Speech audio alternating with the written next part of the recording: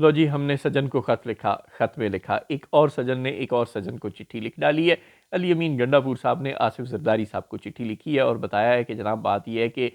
سابق فاٹا کے جو اضلاع تھے وہ 2018 میں شامل کیے گئے تھے پختونخوا میں، جس کے نتیجے میں خیبر پختونخوا کی آبادی میں 57 لاکھ افراد کا اضافہ ہو گیا تھا، اور ان 57 لاکھ افراد کے لیے ہمیں NFC ایوارڈ میں کوئی شیئر نہیں دیا گیا، لہذا برائے مہربانی آپ صدر پاکستان واقع ہوئے ہیں، 10ویں NFC ایوارڈ کی جو میٹنگ ہے 10ویں NFC ایوارڈ کے لیے وہ جلدی سے بلائی جائے، اور اس میٹنگ میں یہ اہتمام کیا جائے کہ ہمیں یہ جو زائد آبادی ملی ہے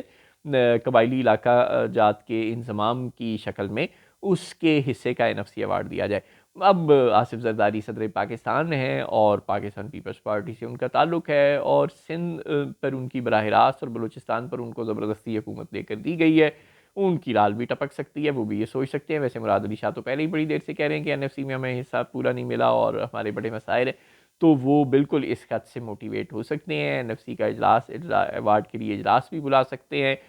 اور اسی بہانے خیبر پختونخوا کے ساتھ ساتھ یہ بھی دباؤ ڈال سکتے ہیں کہ سندھ کو بھی حصہ دیا جائے، اور آصف زرداری صاحب کو اور سندھ کو تو انکار کرنے کی ظاہر ہے مجال نہیں ہے کسی کی، جیسے کہ مراد علی شاہ صاحب ہمیں کل ہی بتا رہے تھے کہ حکومت ہماری بے ساکھیوں پر کھڑی ہے، اس کی مجال نہیں ہے کہ وہ نہروں کے معاملے پہ ہماری سامنے چون چرابی کرے۔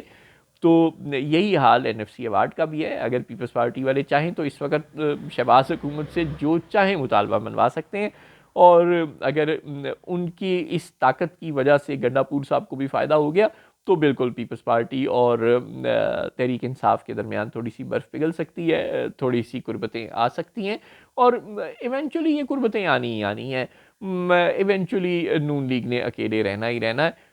ہاں، یہ کب ہوتا ہے یہ ظاہر ہے ابھی دیکھنا پڑے گا۔ اگر فضل الرحمان اور عمران خان جو ایک دوسرے کو ڈیزل اور یہودی ایجنٹ کہا کرتے تھے،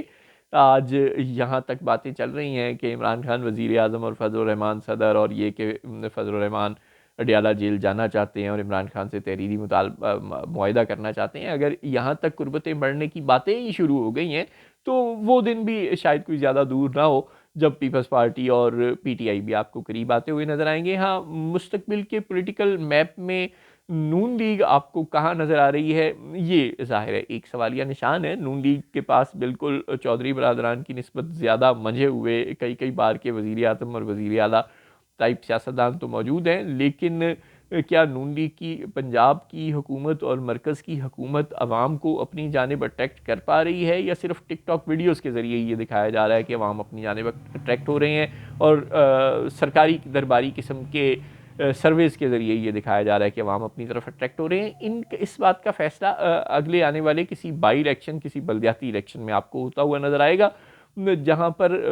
بغیر جھرلو کے نون لیگ کے کامیاب ہونے کے کم از کم اس وقت تک کوئی امکان نظر نہیں آ رہے۔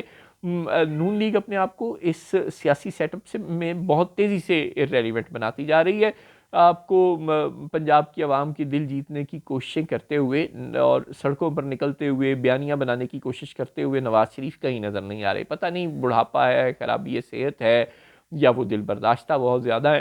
لیکن نواز شریف کے پولیٹیکل رول کے بغیر بلوچستان کا مسئلہ بھی حل ہوتا ہوا نظر نہیں آ رہا، اور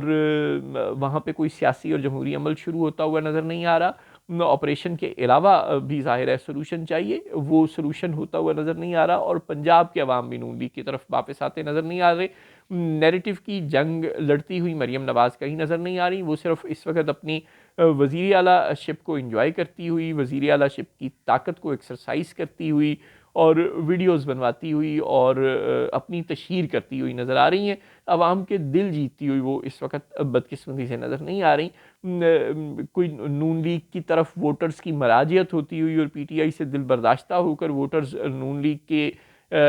کی ٹہنی پر بیٹھتے ہوئے اس وقت تک تو کم از کم نظر نہیں آ رہے۔ ہاں، اگر یہ کرشمہ کسی میں ہے تو ظاہر ہے وہ نواز شریف ہیں، چونکہ وہ 3 بار کے وزیر اعظم ہیں، لیکن وہ پولیٹیکلی چارج ہو نہیں رہے اور میدان میں آ نہیں رہے، اور شہباز شریف میں تو ظاہر ہے کبھی بھی ایسی صلاحیت ہی نہیں تھی۔ لہٰذا جب پیپلز پارٹی یہ دیکھے گی کہ ایونچولی اس کو عوامی سیاست کرنی ہے، چاہے سندھ تک ہی کرنی ہے، تو پھر اسے عوامی سیاسی جماعتوں کے ساتھ مل کر رہنا پڑے گا، تو شاید وہ بھی نون لیگ کو ایکسکلوڈ کر کے تحریک انصاف کے ساتھ مل کر حکومت بنانے کے کسی فارمولے پر کسی سٹیج پر